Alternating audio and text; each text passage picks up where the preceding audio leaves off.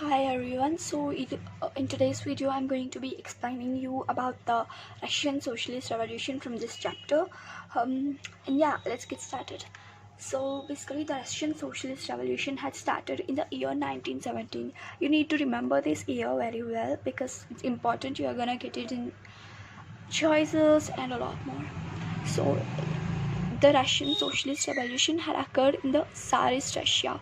So it is a very huge landmass with which is spread over two continents, namely Europe and Asia, and that is why it is called as a Euro-Asian power. Okay, and it is the third largest populous country or place containing of 156 million people. Okay, it's a very huge thing after China and India. It is comprised of several nations like Russia, Ukraine, Uzbekistan, and a lot more. And like everybody need food, right? For food we need to cultivate, and to cultivate and all stuff you need to do agriculture. For agriculture, so moving on to the point, most of the people in that place were dependent on agriculture. So what can we say? We can say that their livelihood was agriculture. Okay, that's that. And they had a very basic struggle like any other nation. So that is struggle between peasants and feudal lords.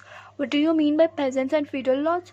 Peasants are nothing but tenants, those who pay rent to the owners. Okay, here feudal lords in the sense land owners, those who own the land are called feudal lords, and these peasants need to pay for them. Okay, and that was going that and and they need to pay money for the feudal lords, and there was a struggle between that. Moving on, we have a ruler here, Tsar Nicholas II. Remember the name, Tsar Nicholas II. So he is an autocrat. What do you mean by an autocrat? Autocrat, he is a person who enjoys absolute power. Absolute in the sense complete power. A ruler who has absolute power is called an autocrat. Okay, so our Nicholas II is an autocrat. Then, with the help of army and bureaucracy. What do you mean by bureaucracy? Army in the sense, soldiers and stuff. So bureaucracy are nothing but the government officials. Okay, so they are the government officials. With the help of army and bureaucracy, he became an autocrat. Come on, okay, that's that. So in the World War One, it lost so much. This place, this large, vast landmass. Okay, Tsarist Russia lost so much. We will be seeing what happened. It lost about 2 million soldiers and civilians in the war and became the biggest loser of human lives. Okay, in World War One, it lost 2 million soldiers and civilians and became the biggest loser of human lives in World War One. So the diversion of food led to the war in front led to shortages. What do you mean by this sentence? You mean, say, suppose you need to fight with a very strong man, you need energy, and for energy you need food, right?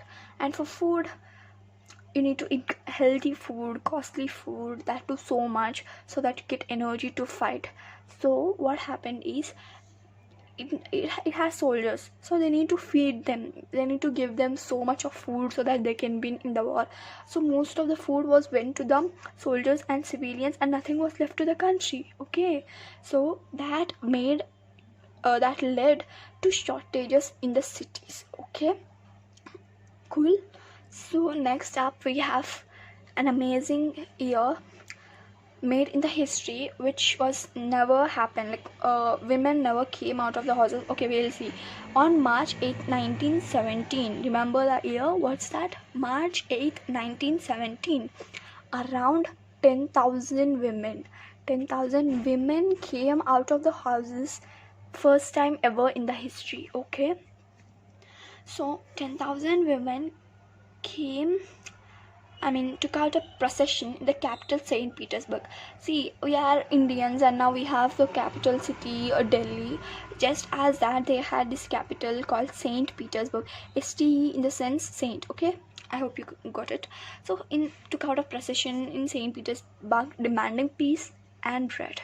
Bread in the sense food, okay? You mean food. They demanded for peace and bread. Since there was a war and all non-violent stuff, they demanded for peace, and the most important thing, food in the sense here it refers to bread. We eat rice and stuff, they eat bread so much, okay? So that's that. And workers, all of the workers in the factories and stuff, they joined in this protest, okay? Unnerved at the protest in the capital, unnerved in the sense discouraged, okay? Tsar Nicholas II, what did he do? He did not like it because he's an autocrat and he need complete power. How can people do all this?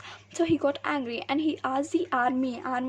So we have seen that army and bureaucracy helped him. Here, let's see what they did, okay? So Tsar Nicholas II ordered the army to suppress the demonstrators. Demonstrators in the sense the people who are participating in the war. Okay, cool. I hope you got it. So even by firing at them, even by shooting at them, killing them, do whatever you want, but you need to, get that situation down. He asked them, but guess what happened? Instead, the soldiers joined the demonstrators. Even the soldiers joined the procession. They did not kill them. They joined the procession. In just 2 days, guys, the situation went so out of the hand that Tsar was abdicated. And abdicated in the sense he left the country and ran out. And non-aristocratic Russians. What do you mean by non-aristocratic Russians? Non-aristocratic Russians means upper class people who, like landlords or feudal lords. So those rich people who are educated, all of them made a provisional government. So aristocrat Russians in the sense upper class people. Non-aristocrat Russians in the sense lower class, like peasants and people like us, okay? Those who live in the city, they are called as non-aristocratic Russians. None other than like tenants or peasants, whatever. So move on. This was the first Russian Revolution. This was the first ever Russian Revolution. They came up. So Tsar also fled away of the place, and he went off. So they made a provisional government. Kids, provisional government in the sense the government which is made in emergence to manage the country. Okay, not just to live. It's not permanent. It's very temporary. Okay. So who made it provisional? Who made the provisional government? Non-aristocratic people, that is lower class people. Yeah, that's that. So it happened in the year 1917. I told you in the beginning. I'm again saying it happened in the 1917. So what was the first Russian Revolution? Since all of these things had happened in the month of March, they took out this revolution as March Revolution. What's the other name of first Russian Revolution? March Revolution. What's the other name of March Revolution? First Russian Revolution. Got it? Cool. Next, what happened? Another bigger revolution occurred in October 1917. So all of this happened in the March. Now we'll be going to October. Let's see what happened.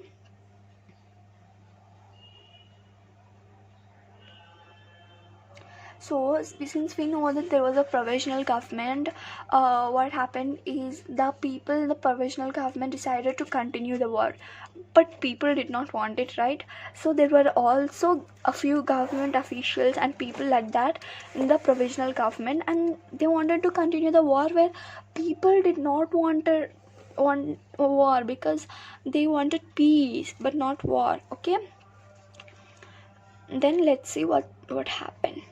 The common people did not want the war. Cool, it's not any wrong. So that is when the common people decided to make councils. What are these councils called? Soviets. Remember the name? Soviets. Such Soviets of soldiers, industrial workers, and also people. So these Soviets, um, they put a leader for that called Bolsheviks, okay, or Russian Communist Party. They have named it as the Russian Communist Party. People from the rural areas have come and made this Russian Communist Party. Before it was Soviets, now it's Russian Communist Party called Bolsheviks. Remember the name? Bolsheviks. Bolsheviks. Now let's see. Bolsheviks were led by Vladimir Lenin. Remember the name? Vladimir Lenin. He was the head of the Bolsheviks party. Cool? Good. Now, Bolsheviks were able to win the confidence of Soviets. So Soviets were the people, the councils that are made by the common people. Such Soviets contains just common people. Okay. Soviets has just common people, and Soviets who have industrial workers, soldiers, people in rural areas, and all of that are called Russian Communist Party or the Bolshevik Party. And this Bolshevik Party was led by Vladimir Lenin. So Vladimir Lenin was able to win the confidence of Soviets. That means he did everything which was wished by the Soviets. We will see what he did. Okay, let's see what he did. Note down the points. First and foremost thing, immediate and unconditional peace. What do you mean? So no matter what's gonna happen in the country, peace is a must. The first and most important and the best thing he has taken was peace. Okay, which made the Soviets get impressed by Vladimir Lenin. Okay. Then the second one was nationalization of all land and its redistribution to the peasants. So whatever the land was occupied by the landlords was taken by him and was distributed equally to the peasants and to those who genuinely own it. And the third one was, first one, peace. Second one, redistribution of land to the peasants. Third one, control over prices and nationalization of all factories and banks. So he controlled the prices which were gained so much in the past. So that's that. And all these three were the things that he took up, which got the Soviets get impressed of his parliamentary. Next up will be seeing.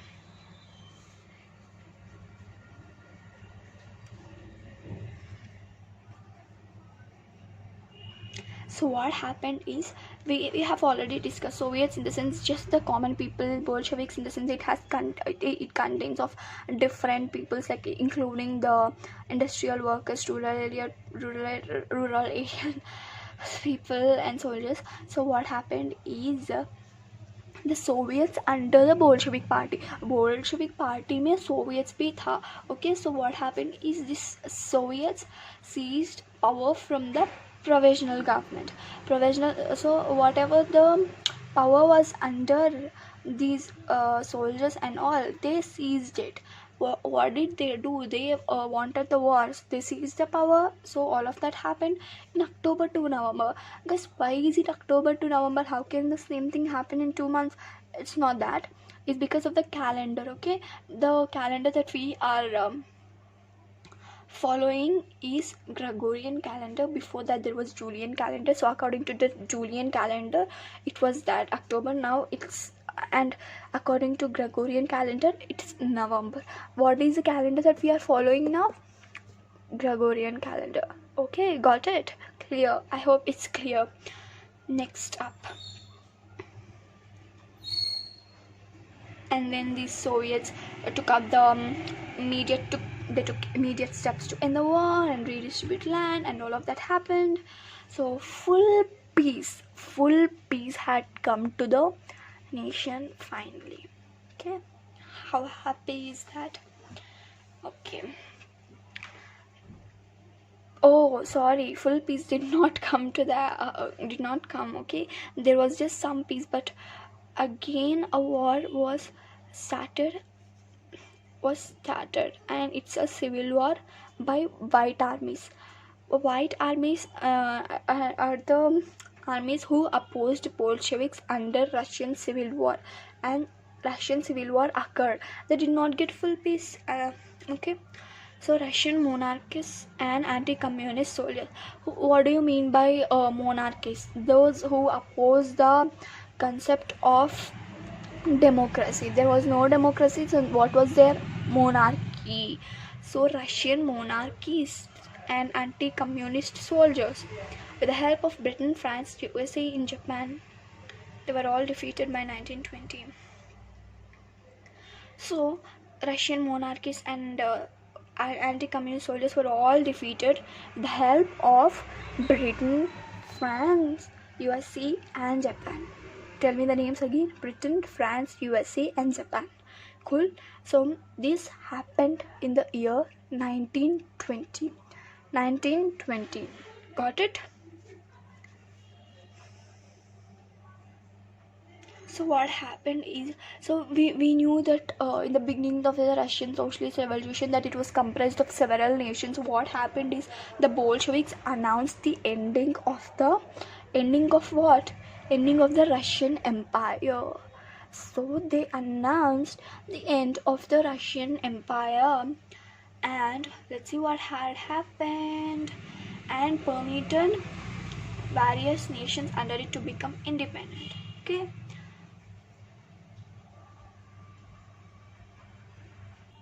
Here comes the Union of Soviet Socialist Republics. So many the empires which were under the control of Tsarist Russia agreed to join the Union of Soviet Socialist Republics, which was set up in the year 1924. Okay, 1917 में what happened?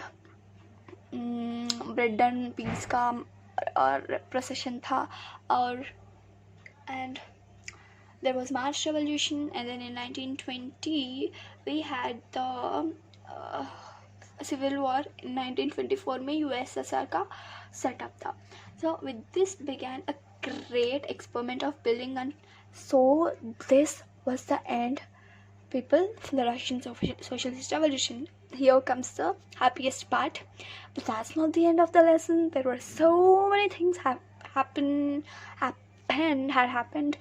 after that too, but at least for temporary reasons they have got a country without exploiters, feudal lords, kings, or capitalists. So there was nothing as such, just the USSR tried to build a society that was industrialized and modern, and yet did not have equality or exclusion of people on basis of birth, gender, language, etc. So USSR tried to develop equality and killed all of those fake concepts of monarchy and stuff, and there was equality. And that's the end of Russian Socialist Revolution. I hope I made everything clear in which the whole Russian Socialist Revolution. Thank you so much for watching the video till the end. Thanks for watching again. Bye bye. Do let me know in the comments which concept you want me to teach next.